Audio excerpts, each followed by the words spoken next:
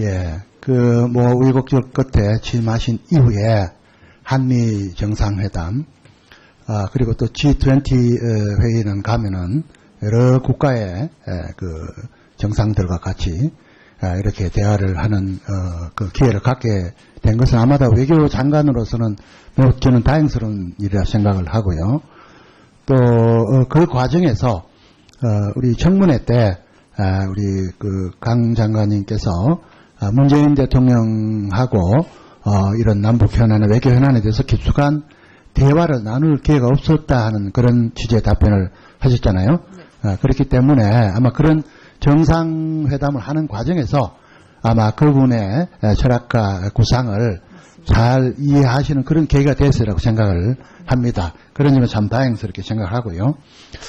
그래서 이번에 이제 그런저런 이제 계기에 우리 대통령께서 느끼시는 현실 인식에 대해서 아마 여러 가지 공감을 하셨을 걸로 생각하는데, 그 언론 보도에 따르면은 문재인 대통령께서 지금 현재의 상황이 6.25 이후의 최대 위기다, 이렇게 말씀을 하셨어요. 그 언론 보도 보셨습니까? 네, 봤습니다. 네, 그게 무슨 뜻인지 혹시 대통령과 최근에 계속 같이 계신던 외교 장관으로서 한번 좀 설명을 좀 해주시죠.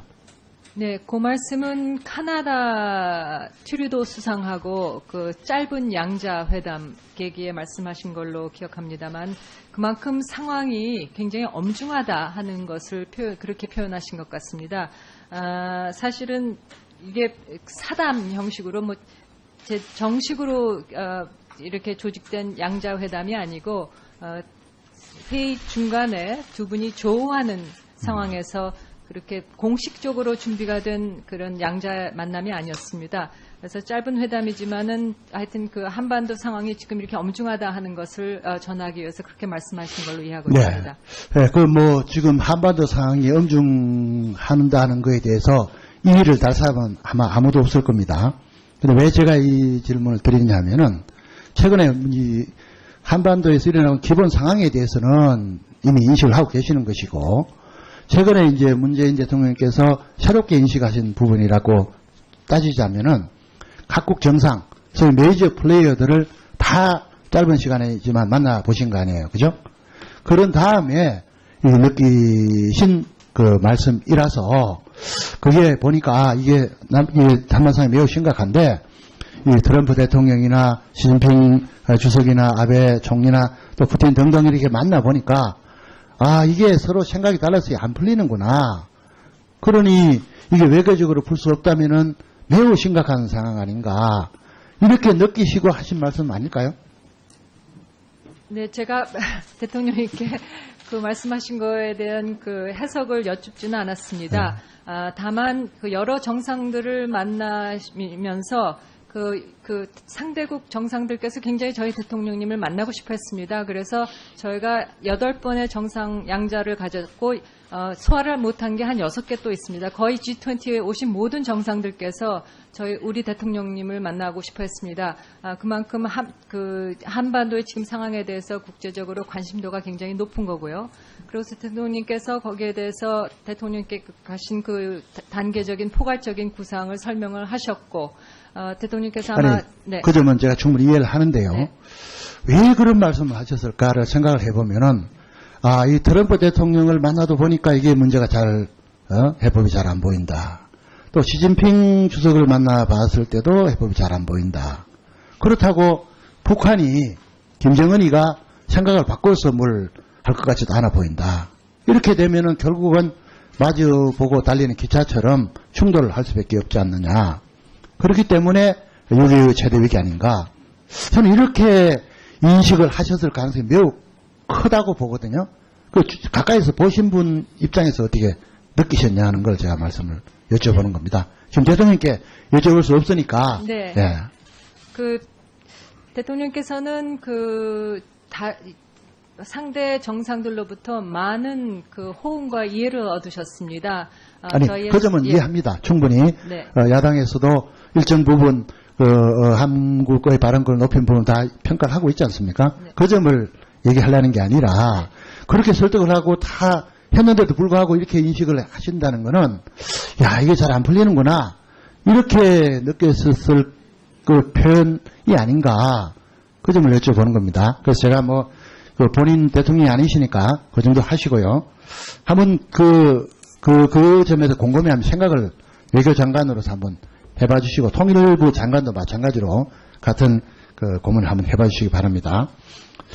그리고 이제 한미 정상회담 관련해서 처음에 상당히 이제 우려를 많이 했습니다만은 생각보다는 그래도 뭐 소프트 랜딩을 한 거 아닌가 하는 평가가 주르르고 있습니다만은 그 가운데에서도 그 복잡한 현안은 뒤로 그냥 숨기고 이번 기회에 뭐 논의를 하지 말고 서로 아는 처지에 뭐 굳이 얼굴 붉히고 있냐 이렇게 뒤로 넘기고 이번에 그 두 가지 숙제를 가지고 왔다 이런 또 평가가 있거든요. 하나는 한미 FTA 재협상. 트럼프는 바로 기자회견장에서 그런 얘기를 했잖아요. 우리는 부인했지만은. 그리고 방위비 분담 문제. 이 문제에 대해서 어느 정도 심도 있게 정상회담에서 논의가 됐습니까? 네, 정상회담에서 두 가지 사안이 논의가 됐습니다. 그리고 양쪽에 굉장히 솔직하고 진솔한 그런 그러니까 한미 FTA는 재협상 하기로 한 겁니까? 아닙니다. 그거는 트럼프 대통령께서 그렇게 기자회견에서 말씀하셨지만 재협상하자는 합의가 있지는 않았고요. 그리고 또 재협상이 뭐 시작된 것도 아니고요. 저희는 FTA가 지난 5년 동안 상당히 상호 호혜적인 결실을 가지고 왔다. 그리고 미국이 제기한 여러 가지 그 비관세 장벽이라든가 철강, 자동차 부분, 그다음에 전반적인 무역 적자의 문제점에 대해서는 우리가 얼마든지 협의를 통해서 개선할 의지가 있다. 하지만 재협상을 하자고 합의를 한 거는 분명히 알겠습니다. 아닙니다. 그래서 미국 측은 재협상을 희망을 문제 제기를 했지만은 우리 측에 동의한 것은 아니다. 이렇게 이해하면 될까요? 그렇습니다. 예. 그리고 방위비 분담 문제는 어떻습니까? 예, 방위비 분담 구체적인 금액을 요구를 해왔습니까? 기준이나? 아닙니다. 미국은 그 모든 군사 동맹을 갖고 있는 나라들에 대해서 그 공정한 방위비 분담이라는 원칙을 갖고 늘 얘기를 하고 있습니다. 저희에 대해서도 그러니까 원론적인 문제 제기가 있었다. 이렇게 이해하면 되겠습니까? 그렇습니다. 예. 네. 그리고 이번 그 G20 정상회담 계기에 문재인 대통령께서 독일 퀘르브 재단 초청 연설에서 4대 제안을 했죠.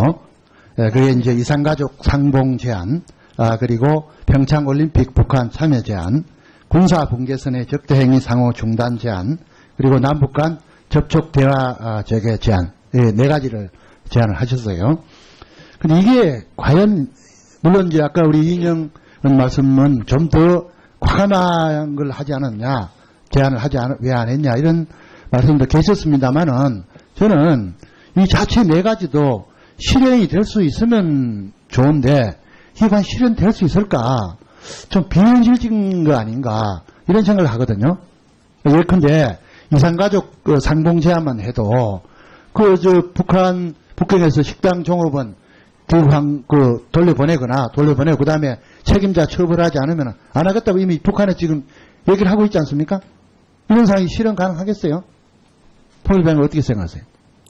예, 말씀하신 대로 이 4대 제안도 이렇게 실현 가능성이 높다. 저희 이렇게 표현하기는 어렵겠습니다만 그래도 우리가 지금 시급한 문제들이고 또 지금 남북관계가 그동안 상당히 악화되어 있는 상황에서 상호 신뢰를 구축해 나갈 수 있는 남북관계의 어떤 복원의 단초를 풀 수 있는 조치들이기 때문에 저희가 좀 인내를 갖고 꾸준히 네, 좋겠습니다만은 그런 그 노력이 필요하고요. 평창올림픽도 같이 하자 그랬더만 저 청문회 때 얘기했습니다만 됐거든 이렇게 얘기했잖아요. 북한에서. 그리고 군사 분계선에서 상호 적대 행위 중단 이런 그 확성기 방송 그 중단을 얘기하는 겁니까? 통일부 장관님? 지금 현재 구체적으로 어떤 조치를 딱히 정해서 지금 제안한 것은 아니고요.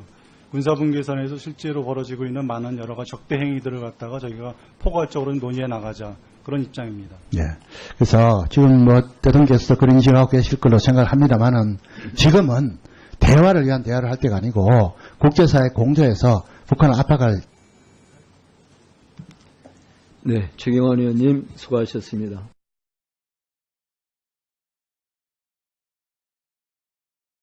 그래서 거기에 대해서 대통령께 가신 그 단계적인 포괄적인 구상을 설명을 하셨고 대통령께서 아마 아니, 그 점은 제가 충분히 이해를 하는데요. 네. 왜 그런 말씀을 하셨을까를 생각을 해보면은 이 트럼프 대통령을 만나도 보니까 이게 문제가 잘 해법이 잘 안 보인다. 또 시진핑 주석을 만나봤을 때도 해법이 잘 안 보인다. 그렇다고 북한이 김정은이가 생각을 바꿔서 뭘 할 것 같지도 않아 보인다. 이렇게 되면은 결국은 마주보고 달리는 기차처럼 충돌을 할 수밖에 없지 않느냐. 그렇기 때문에 6.25 최대 위기 아닌가. 저는 이렇게 인식을 하셨을 가능성이 매우 크다고 보거든요. 가까이서 보신 분 입장에서 어떻게 느끼셨냐 하는 걸 제가 말씀을 여쭤보는 겁니다. 지금 대통령께 여쭤볼 수 없으니까. 네. 예. 그 대통령께서는 그런데 이제 그런저런 이제 그 계기에 우리 대통령께서 느끼시는 현실 인식에 대해서 아마 여러 가지 공감을 하셨을 걸로 생각하는데 그 언론 보도에 따르면은 문재인 대통령께서 지금 현재 상황이 6.25 이후의 최대 위기다 이렇게 말씀을 하셨어요. 그 언론 보도 보셨습니까? 네, 봤습니다. 네, 그게 무슨 뜻인지 혹시 대통령과 최근에 계속 같이 계신던 외교장관으로서 한번 좀 설명을 좀 해주시죠. 네, 그 말씀은 카나다 트루도 수상하고 그 짧은 양자 회담 계기에 말씀하신 걸로 기억합니다만 그만큼 상황이 굉장히 엄중하다 하는 것을 그렇게 표현하신 것 같습니다. 사실은 이게 사담 형식으로 정식으로 이렇게 조직 한반상이 매우 심각한데 이 트럼프 대통령이나 시진핑 주석이나 아베 총리나 또 푸틴 등등 이렇게 만나보니까 이게 서로 생각이 달라서 안 풀리는구나. 그러니 이게 외교적으로 풀 수 없다면은 매우 심각한 상황 아닌가. 이렇게 느끼시고 하신 말씀 아닐까요? 네, 제가 대통령님께 그 말씀하신 거에 대한 그 해석을 여쭙지는 않았습니다. 다만 그 여러 정상들을 만나면서 그 상대국 정상들께서 굉장히 저희 대통령님을 만나고 싶어 했습니다. 그래서 저희가 8번의 정상 양자를 가졌고, 소화를 못한 게 한 6개 또 있습니다. 거의 G20에 오신 모든 정상들께서 우리 대통령님을 만나고 싶어 했습니다. 그만큼 한반도의 지금 상황에 대해서 국제적으로 관심도가 굉장히 높은 거고요. 그래서 대통령님께서 된 양자회담이 아니고, 회의 중간에 두 분이 조우하는 상황에서 그렇게 공식적으로 준비가 된 그런 양자 만남이 아니었습니다. 그래서 짧은 회담이지만은 하여튼 그 한반도 상황이 지금 이렇게 엄중하다 하는 것을 전하기 위해서 그렇게 말씀하신 걸로 이해하고 있습니다. 네, 지금 한반도 상황이 엄중한다는 거에 대해서 이의를 달 사람은 아마 아무도 없을 겁니다. 근데 왜 제가 이 질문을 드리냐면은 최근에 이 한반도에서 일어나는 기본 상황에 대해서는 이미 인식을 하고 계시는 것이고 최근에 이제 문재인 대통령께서 새롭게 인식하신 부분이라고 따지자면은 각국 정상, 소위 메이저 플레이어들을 다 짧은 시간이지만 만나보신 거 아니에요. 그죠?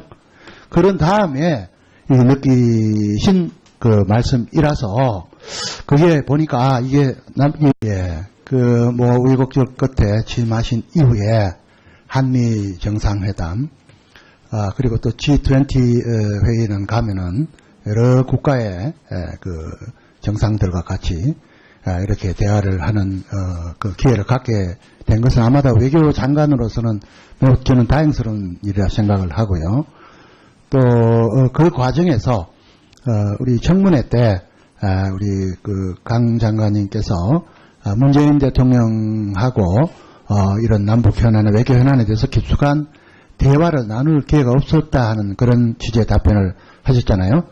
그렇기 때문에 아마 그런 정상회담을 하는 과정에서 아마 그분의 철학과 구상을 잘 이해하시는 그런 계기가 됐으리라고 생각을 합니다. 그런 점에서 참 다행스럽게 생각하고요.